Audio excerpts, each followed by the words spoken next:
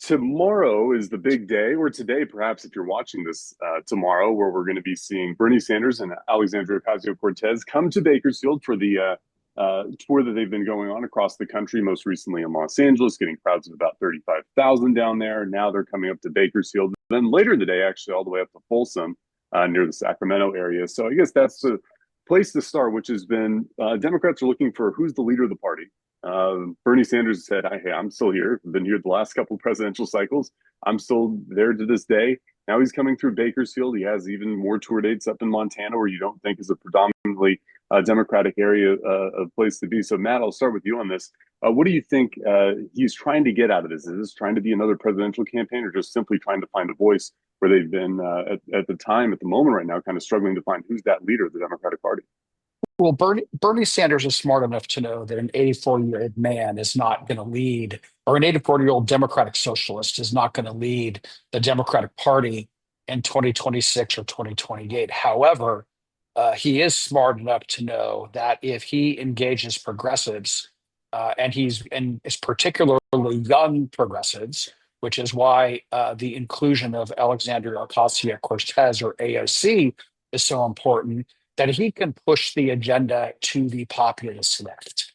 And I think that that is a direct response to the non-traditional Donald Trump voters that are Republican, but they are more conservative populists. And that's right now, it's a struggle in the Democratic Party for the hearts and minds of the Democratic Party, and ultimately who is going to lead that direction. Will it be a centrist, or will it be someone on the left end of the party?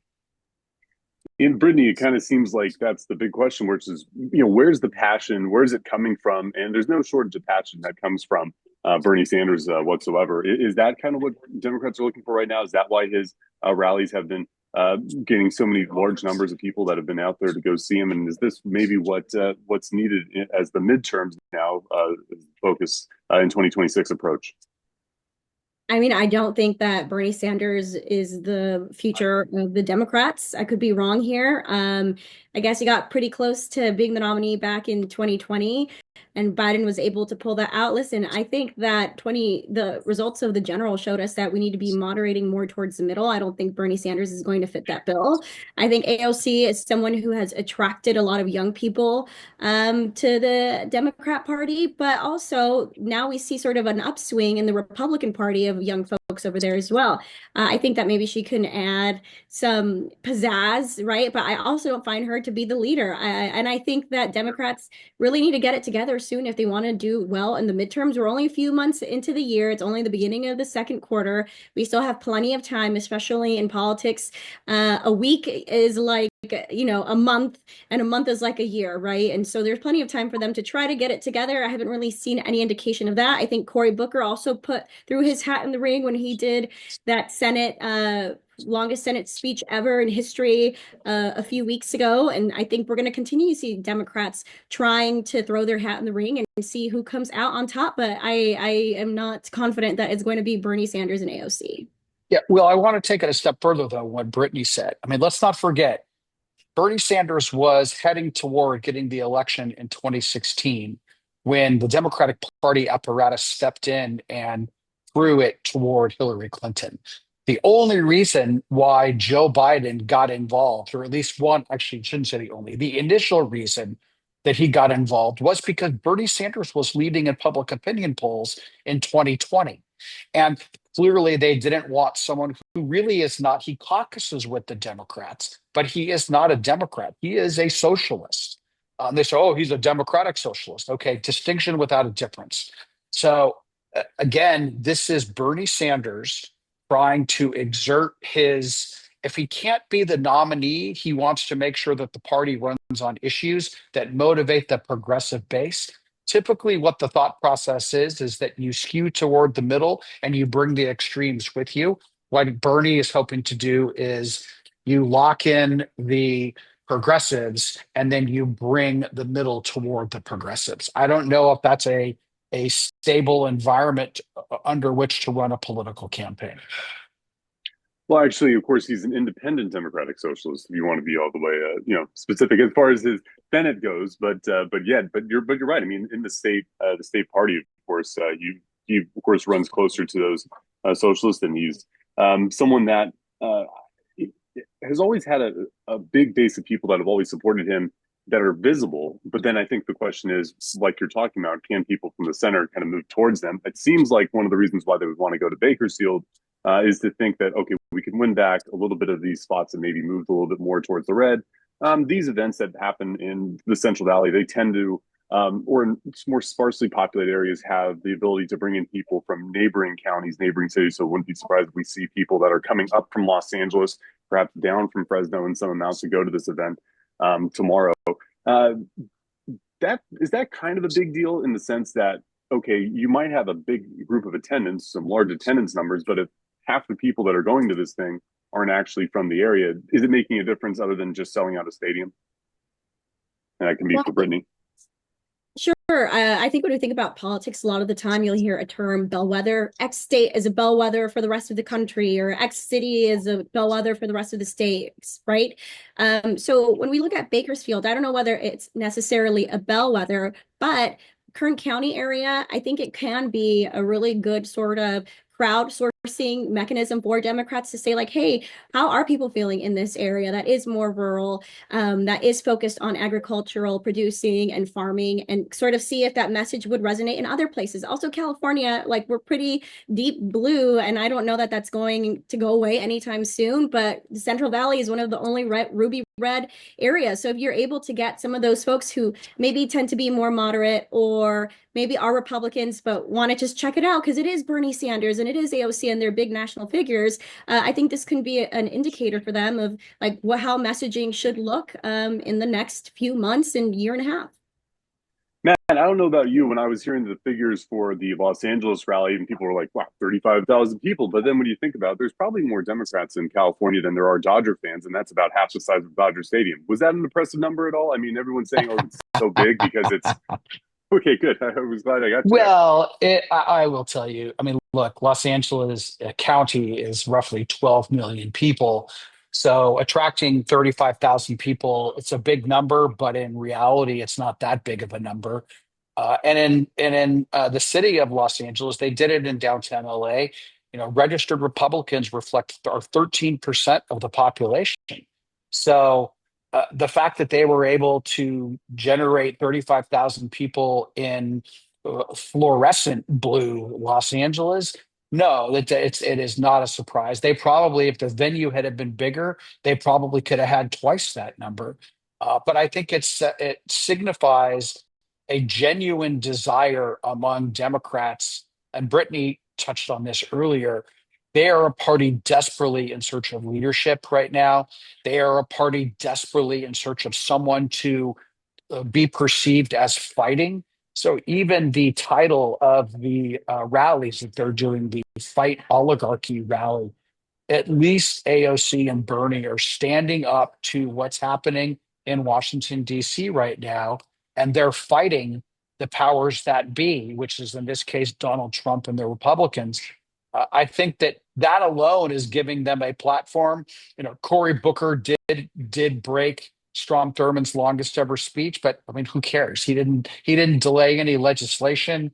You know, other than the fact that he spoke for 25 hours. That's not something that's going to motivate people to go and do something. But I think that Bernie and AOC, they are engaging with people directly, and it is giving the progressive base at least a tidbit to grab onto in what has been a tidal wave of republicanism since Donald Trump's election. And to kind of touch on that point that you were talking about, there wasn't really any specific legislation that Cory Booker was talking about in particular there. And maybe that's a good thing, just to get rid of Strom Thurmond from the history books. I know quite a controversial past he had. So if that's the goal, to purge him, then I guess it's a success there. But as far as what I think maybe Bernie Sanders and AOC are connecting with, maybe the oligarchy message doesn't work in particular, but perhaps the healthcare one does. And the votes around healthcare, if benefits are touched, and of course, if Social Security benefits are touched, that's what we've kind of been seeing a lot of these rallies in front of Representative David Valdeo's office out this way. Democrats are trying to target these other quote unquote vulnerable Republicans throughout the rest of the state. Some are kind of bigger ass, like Darrell Issa in San Diego. Others are maybe more realistic, like those in Orange County. Brittany, is this the message that maybe wins it more than an oligarchy message? Is kind of talking about people's benefits, especially in one of the poorest congressional districts across the country? I think talking about issues should always win and kind of is winning, right? When we think about 2024, VP Harris had a difficult time defining herself, but she'd spent a lot of time trying to define Trump. And guess what? He's president again. So I don't think this last decade that we've spent folks who are not supportive of Trump saying, you know, he's a fascist, he's a wannabe dictator, he doesn't care about the Constitution, he's a threat to democracy. Clearly, that message isn't resonating with voters. Even talking about January 6th, that was over 4 years ago. People don't want to talk about that anymore. People don't seem to really care about that. I'm not saying that those aren't important things that sorry, there it's like the wall back there. I'm not saying that those aren't important things that need to be discussed and brought to light, but people have heard that forever, and we've been singing from the same book. And so I think that folks in the space who are not supportive of Trump, whether that is Republicans like myself who are not, whether that is Democrats who are not, I think you need to focus on issue areas and like get away from that messaging. Also, I will say, I think one of the most brilliant things Democrats did last year when it came to the election, though they weren't able to go to finish across the line, I guess, across the finish line, was starting to pivot from threat to democracy to this is weird. What's going on is weird. All these folks at these rallies wearing diapers, that's weird. The gold statues, that's weird. I think that really got under his skin. And if you recall, he shortly after, because there was a push of that sort of rhetoric, shortly after that, he spoke at a conference in Washington, D.C. I believe it was at like the National Black Journalists Association, and he kind of went off the rails a little bit, and people were like, wow, he's also unhinged on top of being weird. And so I think that if they want to think about messaging against Trump, that's the direction they want to go, but I think they really need to be focused on messaging on who they are and what they stand for, and focus less on who this person is, because quite frankly, we already know everything we do about the president. Right. And Matt, I mean, as far as the this is weird messaging is concerned, maybe that's perhaps what the branding that AOC and Bernie Sanders are looking for with this oligarchs thing and trying to relate to all the billionaire friends. And I know that some Democrats are trying to go on that idea as well, saying, hey, all the benefits are going to the billionaires getting tax breaks, not to you. I don't know if the weird one will still hold up in 2025. I mean, it could, definitely could. Maybe if Tim Walz still continues to be the messenger of that, I don't know. I don't know if that's the one you want, but it's kind of a make sure that whoever's saying that is the one who can confidently kind of back that up, kind of a thing. Yeah, look, I think that the Democrats are going to do two things. One, whether or not there are cuts to Social Security and Medicare, they're going to say that there are anyway, because only in Washington, D.C. if a program grows slower than its projected rate of growth, in Washington, D.C., that's a cut. And the rest of the world, that's an increase. And the Democrats have been successful in fear mongering this issue before. The other side of the coin is that the Democrats still are not in alignment on which direction they should go toward and what they should be for. I mean, one of the books that's sweeping across America right now for some Democrats is by Ezra Klein that talks about abundance, meaning the lack of scarcity, and how government can be a force of good to do things positive for people's lives. The challenge in that, of course, is that you're staring into the face of most people who think that government has grown too big and too bloated and is incapable of that. And then to say the rich aren't paying their fair share, again, nobody wants tax increases. And then if the Republicans are incapable of extending Donald Trump's tax cuts from his first term, it would be the largest tax increase in U.S. history, and that's a tax increase across the board. So again, I think the challenge here is this is AOC and Bernie Sanders with their rallies trying to skew the Democratic base to fight in their preferred direction. So far, they're the only ones that have emerged in that debate. There will likely be others. But again, we're not even 100 days into the Trump administration yet. And the Democrats, rightfully so, they hold none of the cards. They're still looking for who are our leaders and what direction are we going to go. And it hasn't finished itself. This process hasn't sorted itself out yet. Yeah, especially because a lot of the progressives that did well as far as winning in 2018 and 2020 kind of had their comeuppance in 2022, and there wasn't a solid blue wave as far as what the future of progressivism looks like in several of these close House battles. But in the same sense, it's also not gone away, and it maybe is that big rift that we're seeing within the party about kind of figuring out what one message is going to be. Brittany, now we're going to pivot to the House election, California 22. Speaking of trying to figure out a message, Democrats have tried to go with Rudy Salas these last two cycles in 2022, 2024, and they've lost to David Valadao with Rudy Salas as the preferred candidate, albeit a really close election in 2022, a surprisingly wide margin in 2024 by about 7 percentage points or so. Now it seems like the pivot is to Randy Villegas, who announced today to give everyone a little bit of a background about who he is. Visalia Unified School Board District, economics professor as well. Born in Bakersfield, raised in Bakersfield, but now lives up that way in Visalia. Of course, the way the California congressional districts look like in the Central Valley, quite odd looking shaped thing. So, of course, he touches a lot of those areas quite well. And the message that he's talking about is being an economic populist. Which we were wondering if that's a code name for progressive, but he's somebody who's been showing up to a lot of these events recently, whether it's been the Ro Khanna town hall, demonstrations outside of Congressman Valadao's office of late. All this as Representative Valadao's district moves from a D+5 in the Cook PVI to an R+1. Brittany, do they just need someone different than Rudy Salas to give it a shot? And do you think that there will be enough people that are willing to make that change?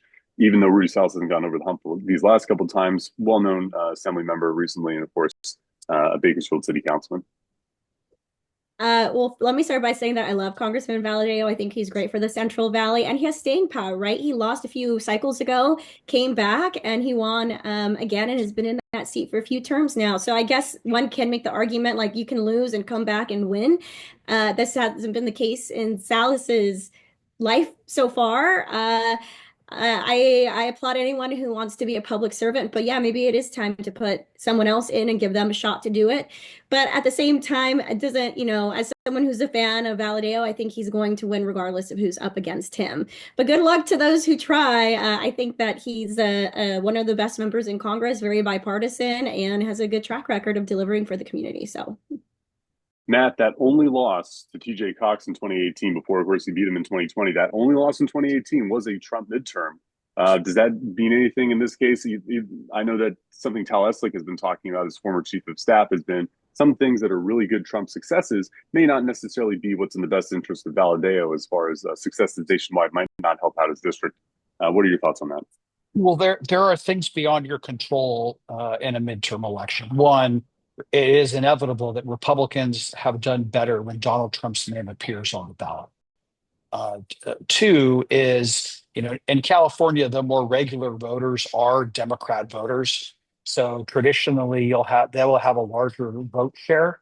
There will be a governor's race on the ballot that will drive up Democrat turnout.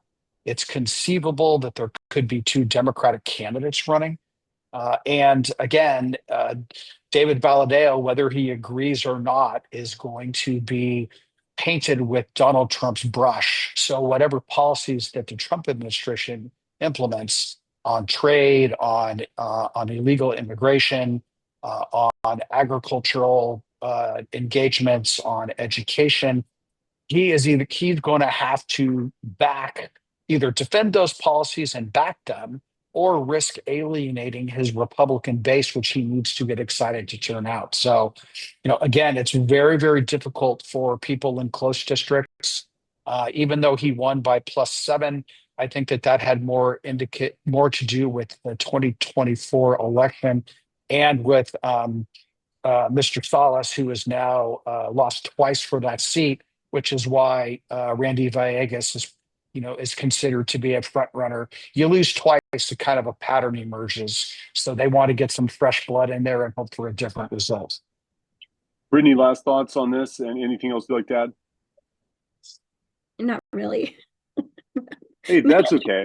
Hey, I think I can say something. No worries.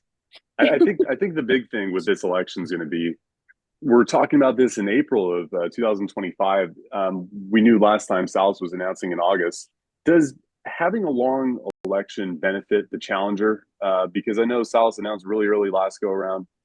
Previous election I was in was a completely different situation, but was with a ton of people announcing early on that they were going to go primary Liz Cheney, even some right after January 6th itself. Does this do anything, a 2-year campaign that you're constantly fighting to be in this election?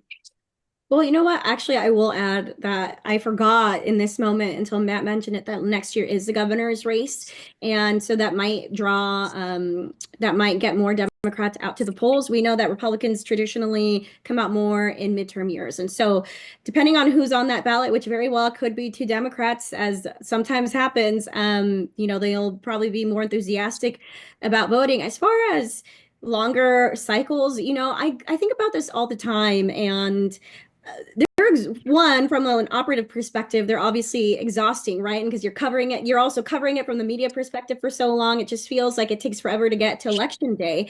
I do think that it probably favors the incumbent in this case, but I don't know. I'd be really interested to see what California, or honestly the country, would look like if we had shorter cycles, the way that some countries do. But when we think about Governor Newsom and the recall campaign that happened, oh my gosh, when was this? It was during COVID times. Was it in 22? People were, or whenever that was, in the earlier 21. Thank you. In 21. People were very upset about COVID, and people were up in arms about it. And I think that in that case, the longer recall vote favored him, because by the time we got to the voting, to the election day, or to the polls, people had kind of forgotten about it, and they had forgotten about the French Laundry, and they had forgotten about, California shutting down and very early in schools. And so even though they were living through it, they were able to give him more grace. And so I think that is just one recent case study. And so, yeah, when you've got that built in, I think it probably favors folks who are currently in office. And Will, I will say though, the advantage for Mr. Vegas in declaring early is that he throws a marker in the ground early to say, I'm the guy, or I'm the candidate, back me. And then he hopefully scares off any other Democrats who want to run. So he has a one-on-one race with the incumbent early. The only challenge, though, and Brittany, you know this, is someone who's raised a ton of dough for candidates. Um, you have to then start raising money immediately. And if your fundraising dollars don't match what people think you should be, they'll begin to say, oh, he's not as credible as he thinks he is. He doesn't have money coming in.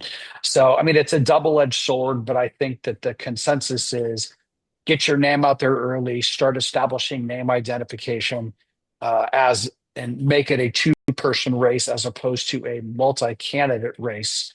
And it will serve him well in the long run. So it's a good strategy if it works.